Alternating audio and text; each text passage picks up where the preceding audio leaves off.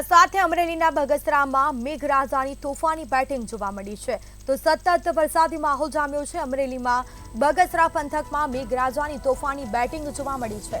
2 કલાકમાં 3 ઇંચથી વધુ વરસાદ નોંધાયો છે। 3 ઇંચથી વધુ વરસાદ ખાબકતા જળબંબાકાર જેવી પરિસ્થિતિ જોવા મળી છે। શહેરોમાં વરસાદી પાણી ભરાતા જનજીવન પ્રભાવિત થઈ ઉઠ્યું છે। નીચાણવાળા સોસાયટીમાં પણ પાણી ફરી વળ્યા છે, લોકો પરેશાન થયા છે। બીજી તરફ મકાનોમાં પણ વરસાદી પાણી ફરી વળતા ઘરવખરીને મોટા પાયે નુકસાન પહોંચ્યું છે। તો નીચાણવાળા સોસાયટી જે છે તેવામાં પણ ઘરમાં પાણી ફરી વળ્યા છે।